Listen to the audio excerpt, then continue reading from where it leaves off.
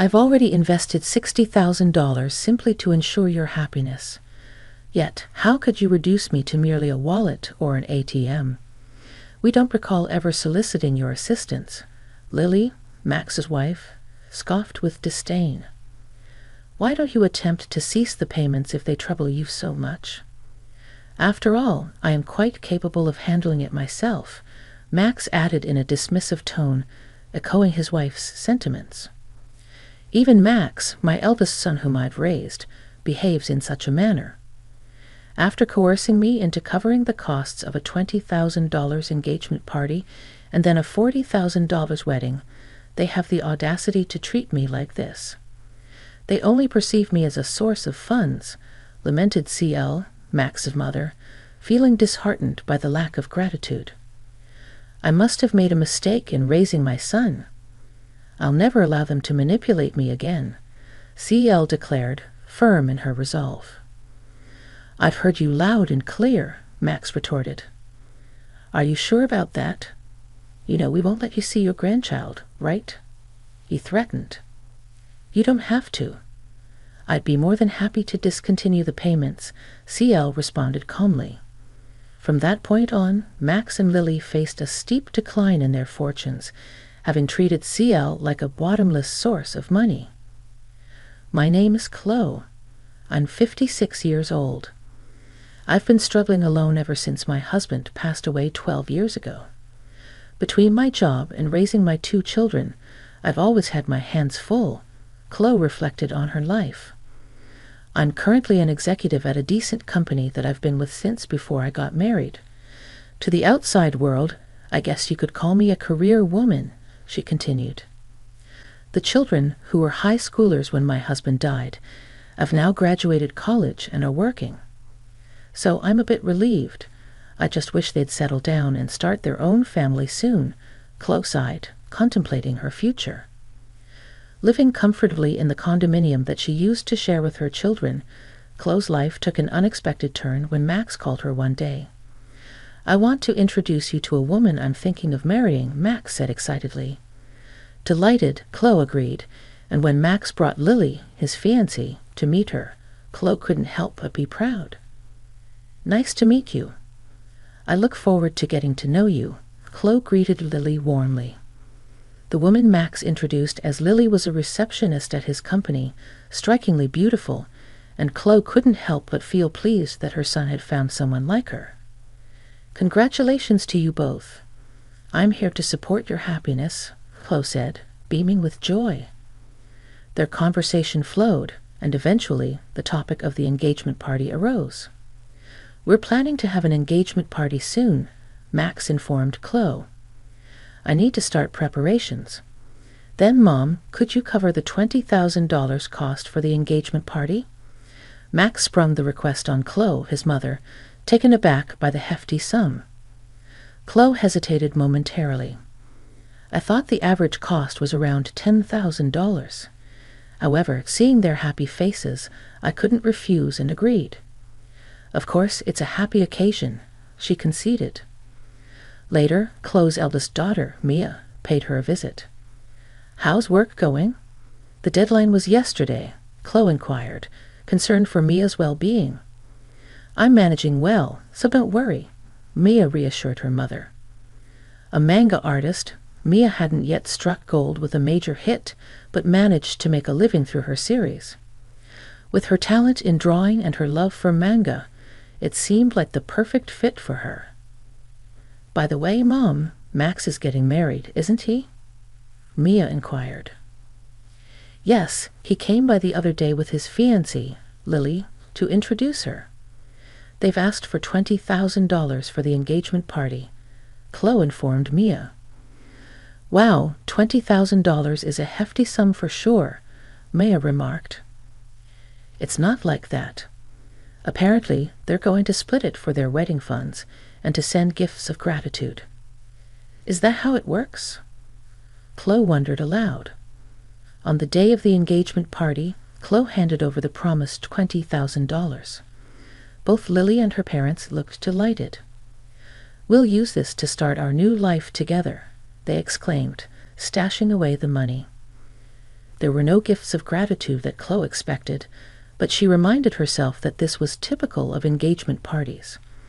As long as they could have a happy marriage, she reasoned, it was okay. However, a few days later, Max dropped a bombshell. I won a grand wedding with lots of company and connections invited, maybe around 250 people, he announced. That sounds wonderful. And with that, Mom, I'd like to ask you to cover the upfront cost of the wedding, Max requested. What? I was under the impression that weddings were funded by the couple themselves, Chloe protested. I'm counting on you, Mom. It's pretty standard for parents to pay for the wedding. But didn't I give a lot of money for the engagement party? Lily's parents are frail and can't contribute, and I'll give you back the wedding gift. Max pressed on, leaving Chloe feeling reluctant to agree. Opening the bill Max had brought, Chloe's heart sank at the amount. Total, $40,000. The idea of such an upfront cost made her head spin. How grand of a wedding were they planning? Wait a minute, isn't this a bit too much? Why not have a wedding within your means? Chloe questioned, feeling overwhelmed. It's a once-in-a-lifetime event, and Lily doesn't want to compromise. Plus, don't you want Lily's parents to see how happy she is? Max countered, cornering Chloe. Being pressured like that, Chloe couldn't refuse. All right, it's indeed a joyous once-in-a-lifetime occasion, she conceded reluctantly. Seeing my consent, Max smiled and thanked me before leaving the room. Later, I transferred the upfront cost of $40,000 to the wedding venue. It was difficult to part with the money. I had been saving for my retirement, but I told myself it was for my child's happiness. 2 months later, on the wedding day, the venue was more luxurious than I had anticipated. Mia and I arrived early in the morning to change into our dresses and get our hair done. As I approached the bride and groom's dressing room to knock, I'd overheard their conversation. I can't believe we're able to have such a lavish wedding thanks to Mom, Max exclaimed. Absolutely, she replied, and she gave us $20,000 for the engagement party. I even managed to buy a new bag. What a great wallet, more like an ATM. Let's keep withdrawing from it, Max added. That's mean, Maya whispered, stunned by their conversation. Lily continued gleefully. If we ask her, she'll probably cover the rest of the wedding costs, right? Of course you will. Leave it to me. Then let's use the wedding gift for a honeymoon trip to Hawaii. And of course, we'll take my parents along. How about buying a high-rise apartment for a new home? That sounds perfect. Let's get my mother to cover the cost. She does have the money after all, Max proposed eagerly. My hand raised to knock on the door trembled. Mia gently held my shoulder and led me away from the door.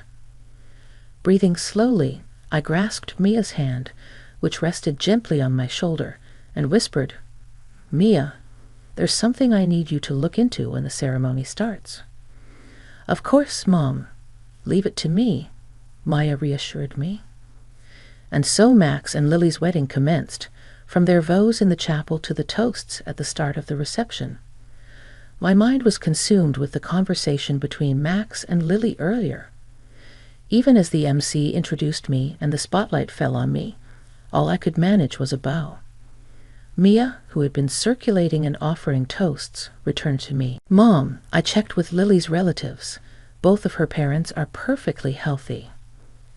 That's horrible. We need to confront them. I'll be right there with you, I declared. Just as Mia and I spoke, it was time for the first wardrobe change. Lily exited first, followed by Max. As Max emerged, the MC announced, Now the groom will exit, escorted by his mother, Kay, who raised him single-handedly. Summoned, I walked down the aisle to meet Max, a little tipsy and in high spirits. This is my amazing mom, Max announced into the MC's microphone. Keeping a straight face, I walked beside Max, exited the hall, and headed straight to the dressing room where Maya was waiting. She approached Max and began, "Max, there's something I need to ask you." "What is it, sis?" "Make it quick. I need to change and get back," Max replied curtly as he undressed. "I've heard the conversation in the dressing room earlier." "How could you talk about Mom like that?" Mia confronted him. "Huh? You were listening?" "Well, whatever." Max dismissed her with a shrug. Taken aback by Max's attitude, Lily, who had already changed into her dress, entered the room. "Mother-in-law and sister-in-law, what's going on?" she demanded. "Mia found out that your parents are healthy. They both have good jobs. Why are you making our mom pay for everything? What's going on?" I added, unable to contain my frustration. "What is this? Some kind of sister-in-law bullying? Scary Lily?"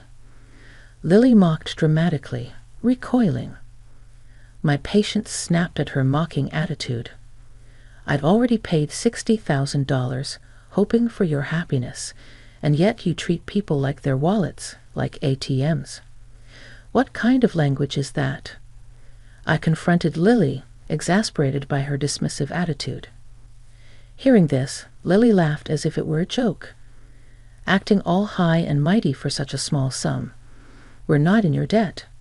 Besides, it's normal for the groom's parents to pay for the wedding, right? But you lied about your parents being ill to buy a new bag. Who are you eavesdropping on?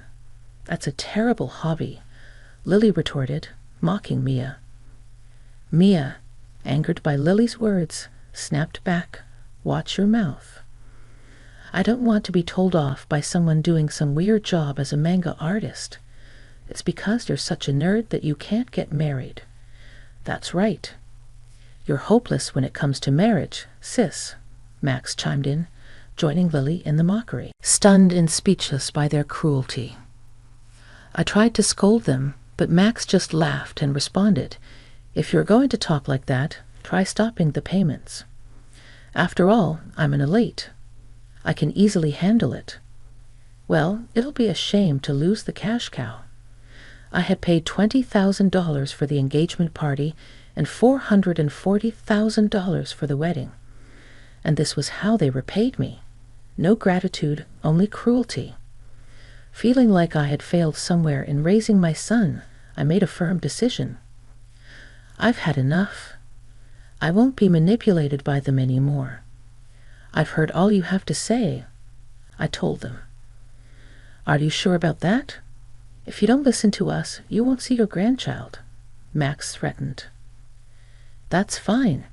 You don't need to bring them over. I'll gladly stop the payments," I replied firmly, refusing to yield to their threats.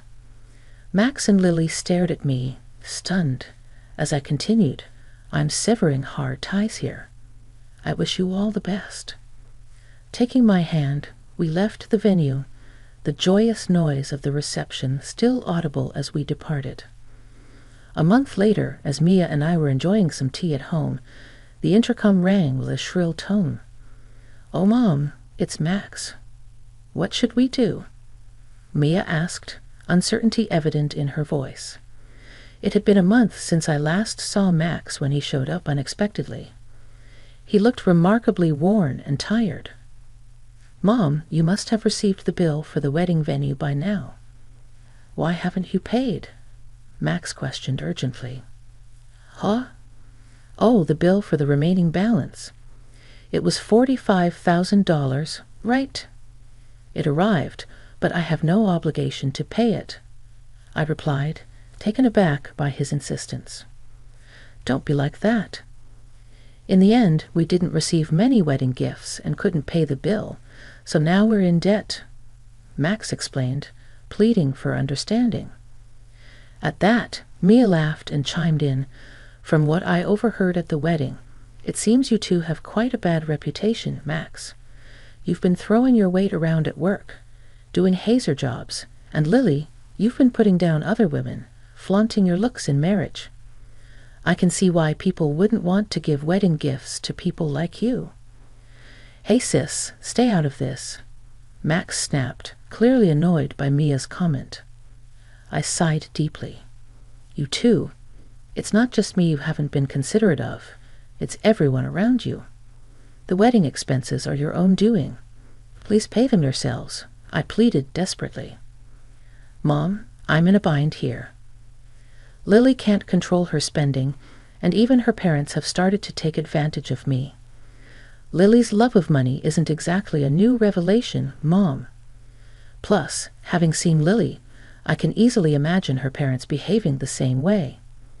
Please, Mom, think about helping us. Give us some money, Max pleaded. I replied, you were the one who said I'm an elite, and it'll be a piece of cake. You told me to stop making payments, didn't you? And didn't you say that we were severing our ties? I have no obligation to give you any more money. Mom, don't call me Mom. I don't want to be called that by someone who has only ever seen me as a cash cow. To be honest, I'd like you to repay me for the wedding and the engagement party, but I'll write it off as a settlement payment. Now please leave, I declared firmly. Max, who had looked shocked, now had a malicious look on his face. Hey, are you really okay with this, Mom? Cutting ties with us like that? How will you spend your old age without a husband? Don't you want to see your grandchild? He challenged. Before I could respond, Mia intervened. Don't worry about that. I will be by Mom's side. And what can an unsuccessful comic artist like you do? You can't even have children. Shut up, Max, she retorted sharply. Max, frothing at the mouth with anger, sneered. Ah, so scary. Sure, you mock me as a failed manga artist or an otaku, yet my manga was among the top-selling Teo manga this year. Did you know it's set to be turned into an anime movie next year? Suffice to say, I'm in a much better financial state than you and your debts. At this point, Max noticed something. Hey, is that? Yes, that's what's happening, Mia confirmed, flashing the ring on her left ring finger. I'm getting married to my editor. He's a big shot at a major publishing house, a real high flyer. So we can take care of Mom. We don't need you anyway. We never intended to have our children care for us. Thanks, Mia. We're having a wedding, but we'll handle everything ourselves. We'll invite Mom, but you don't need to come, Mia concluded, leaving Max stunned. I said, did you get it now? Never bother us again. With those words, Mia and I steadily pushed Max towards the front door and firmly locked it. Max made a fuss outside, but after ignoring him for a while, it became quiet. A year passed since then. Right after that incident, I sold the house to avoid Max and Lily's visit and bought an apartment with elderly services for my old age. According to a neighbor from my condo, Max and Lily showed up and created a scene, asking why I wasn't there. Hence, I believe my decision was the right one. As for Max and Lily, they'd abandoned their dream of a luxury high-rise apartment and now live in a cramped space. Max, it seems, was demoted after his actions were reviewed. Perhaps hurt from falling from his elite status, Max worsened his attitude towards others. Surprisingly, he's not fired yet. Lily, who quit her job upon marriage, continued to splurge for a while, but their funds quickly ran out. Even with their debts, Lily's luxurious habits did not change, and her parents continued to demand money. Apparently, they quarrel daily. I hope the two learn the hardship of earning money and appreciate the people around them and grow up, though that might be too much to ask from them. I still maintain a good relationship with Mia. Mia's husband is a good man who treats me well, and they are expecting a baby. I plan to spoil my lovely daughter and grandchild, and looking forward to it keeps me working every day.